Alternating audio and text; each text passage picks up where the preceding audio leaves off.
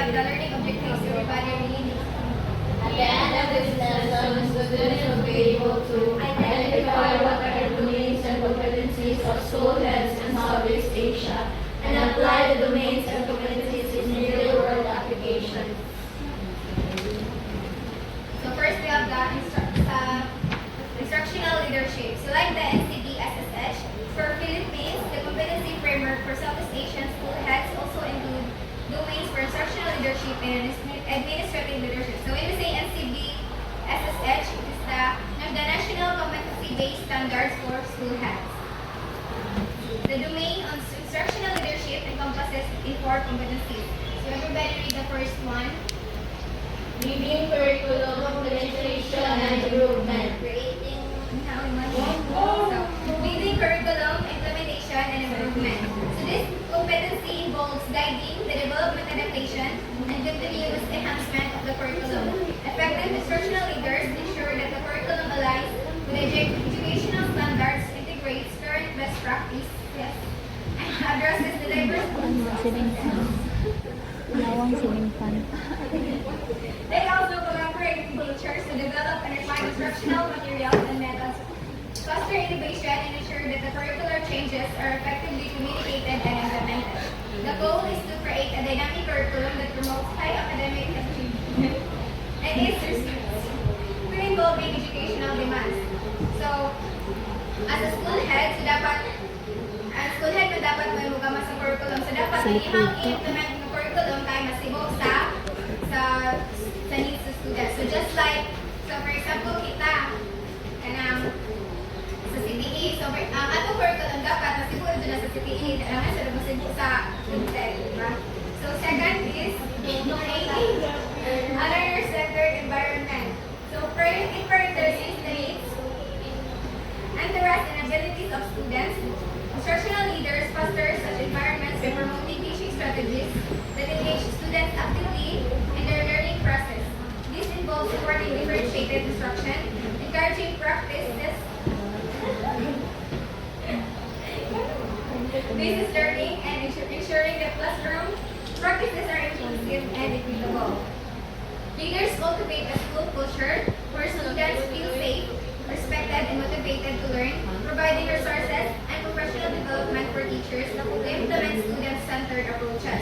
So, ikaduha, same sa gikunig design na as school head, dapat ang imong eskwelahan kay na insakto mga facilities na imong safe and motivated environment. For example, ang school dapat na itarong lingkuranan, na ay electric fan, aircon.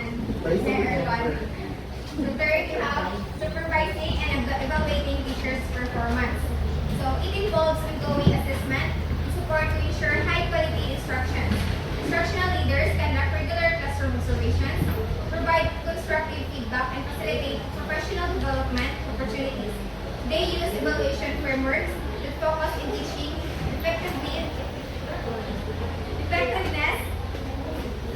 student outcomes, and continuous improvement, be recognizing in addressing areas for growth.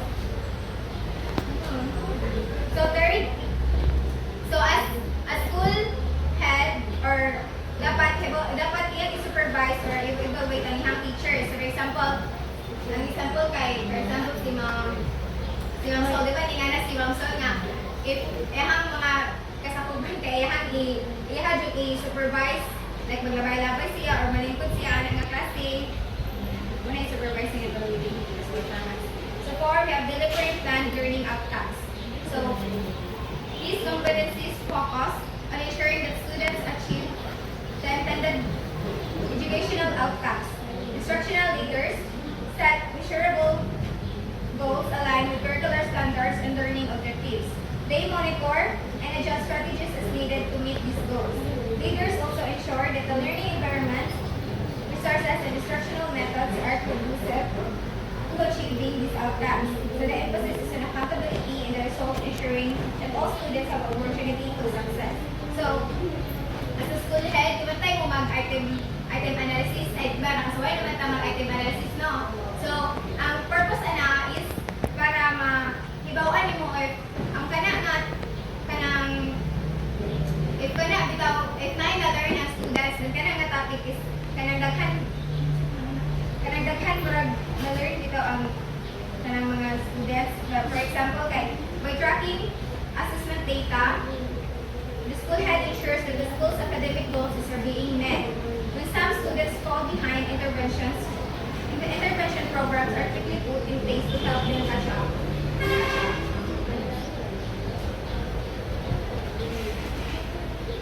So next we have the administrative leadership. So administrative leadership includes the following. So everybody read.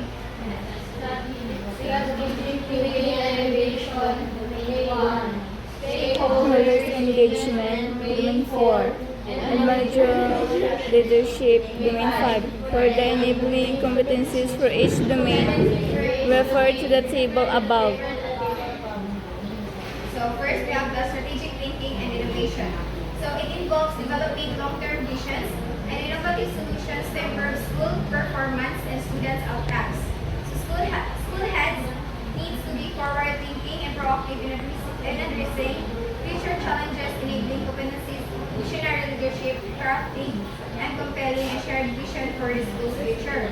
So as a school head, dapat kanang more bitaw imo bitaw i-foresee bitaw kung sa future ana sa imong school. So example is the school head organized a vision mission planning workshops involving teachers, parents, students, and barangay officials. Everyone shared their inputs, which were integrated into the final school vision and mission. This promoted unity and shared ownership. So when we say innovation, dapat kabaw ka sa plano nimo ana nga school if kana for example kanang developing a 5-year strategic plan that encompasses technology integration, community partnership, and sustainability initiatives. For example, ang imong plano sa imong school in mga 10 years from now or 5 years from now kanang naka-aircon na. The second is stakeholders engagement, domain 4. So, effective engagement with all school stakeholders, teachers, students, parents, and the community is crucial for building trust, collaboration, and a supportive educational environment, enabling competencies, communication skills, clearly and effectively conveying information and expectation. So, ang example na niya kay kanang PTA meeting. So, dapat sa school head, dapat kanang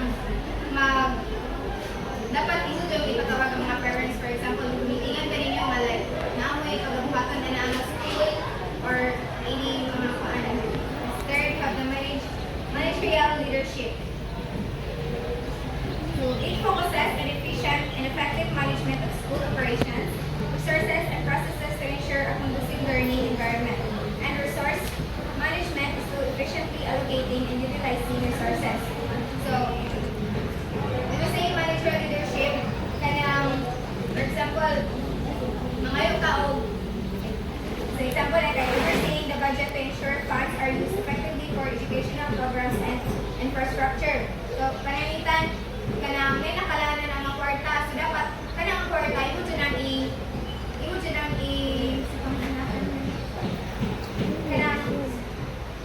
ang gamiton para ana-ana kung for example, magama ka og new building. So dapat ka na ang kwarta, imo dyan magama og new building, dili kay ka. Palit o wala na price. Ulit o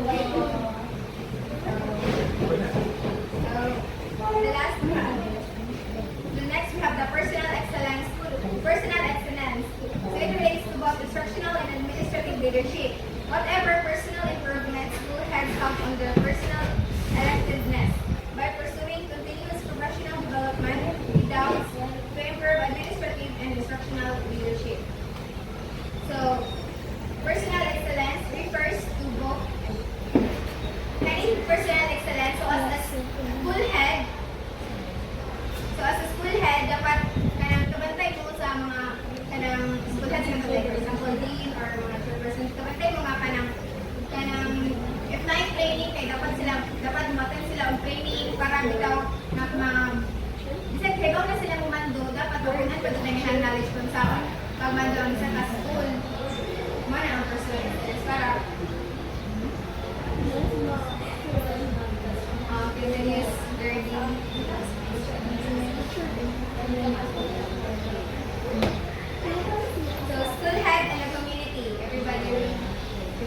like a refrain in a song, the ideas that the school and community are partners in the dedication of the child has been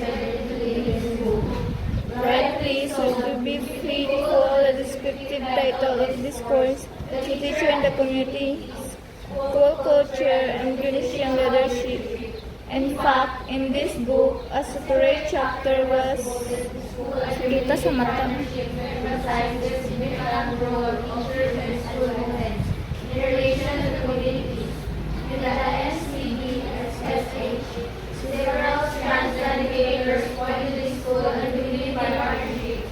The strands are as follows.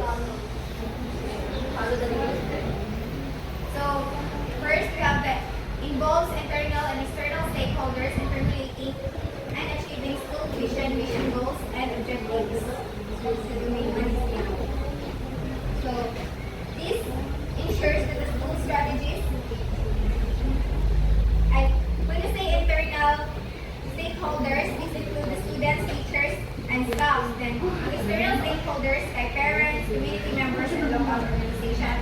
So, this collaborative approach ensures that the school's direction is reflective of the community needs and aspirations. Additionally, school heads must be adept at communicating at school's vision to general public, fostering transparency and trust. So, example, the school head organized a vision planning workshops involving teachers, parents, students, and barangay officials. Everyone shared their inputs, which were integrated into the final school vision and mission. So, kanang mabantay pa mo sa inyong mga item mo siguro na nakalang mag-meeting dito, yan itatawag ng mga barangay officials. Second, we have the explains the school vision to the general public. So this ensures that the school strategies and actions are shared with broader educational goals and standards. Effective communication of these plans to external and internal stakeholders is crucial for gaining their support and involvement. So example, during the school flag ceremony, the school had presented the school's vision using simple language and gave examples of how students and teachers can live it out daily. Copies of the vision were also posted on the school gate and Facebook page. Third, have aligned the school improvement plan or annual improvement plan with national, regional, and local education policies and drafts. So example, while preparing the AIP, school had reviewed the matatag agenda and integrated the priorities. It improves the child protection into their school targets and programs. So last, we have the communicates electively SIP, AIP to internal and external stakeholders. So this inclusion fosters a sense of ownership and accountability among stakeholders, providing regular feedback and updates on the status, progress, and completion of programs and projects. It ensures transparency and keeps stakeholders informed and engaged. So an example the school head held a quarterly stakeholders meeting to report on the progress of the SIP and AIP. Visual Sa'yo aids kasi and mayura eh. testimonies were used to help explain the improvement and challenges. Feedback from attendees was noted and considered. So, as a school head, magpatawag din sila og meeting para sa mga teachers.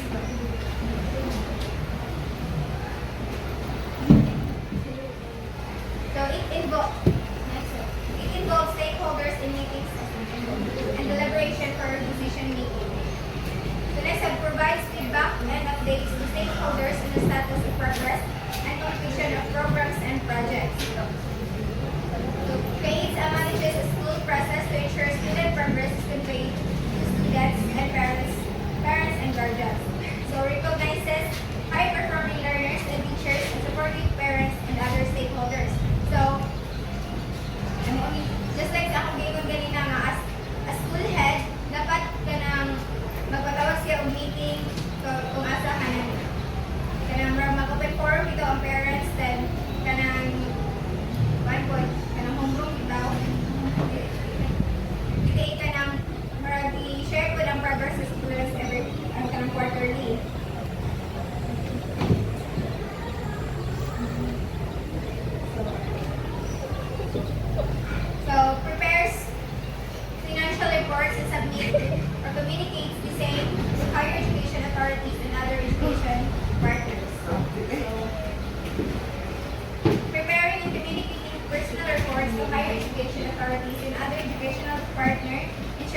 accountability, and transparency in the uses of resources in the practice build trust and supports information decision making.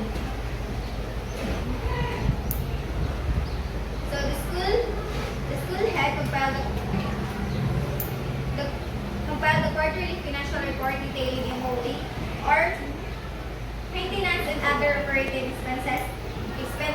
So this report was submitted to the school's division office and shared with the PTA during the General Assembly for transparency.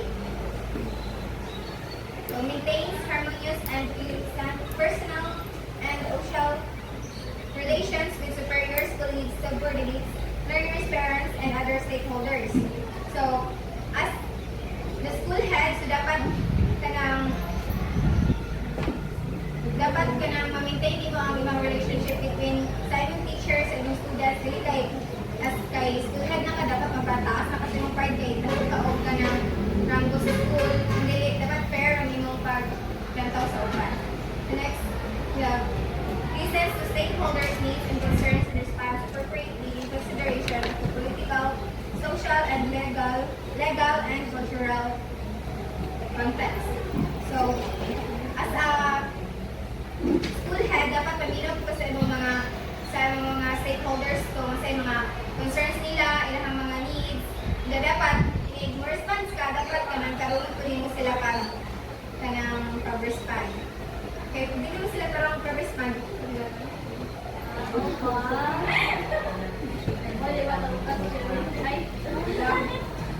so, everybody, The Southeast Asian Competency Framework. The following competencies strengthen school and community partnership. Promoting shared responsibility for school improvement, managing education alliances and networks, and sustaining collaborative relationships with stakeholders. so promoting shared responsibility for school improvement. So it is encouraging all stakeholders to take active roles in the school development, creates a collective effort towards achieving common goals. So as the school head, dapat i-share nyo kung saan yung mga ideas para ma-improve ang school. Then second, managing education alliance networks and sustaining collaborative relations with stakeholders. So just like what I said, na dapat i-maintain nyo ang mga relationship nato sa imong mga stakeholders para wala yung conflict with ang inyong. So okay, takeaways. So everybody read. A school head, an administrative leader, and an instructional leader. School heads tend to spend less time for instructional leadership compared to time devoted to administrative leadership. An effective school head gives emphasis on the school leadership since good teaching and effective teachers are the most important factors in improving performance. The National Competency-Based Standards for School Heads, or NCBs, and the Southeast Asian Competency Framework for School Heads list the competencies expected of effective schools. So as a school head, school head, administrative leader, and instructional leader. So ang basihan sa school head kay mao ang NCB as a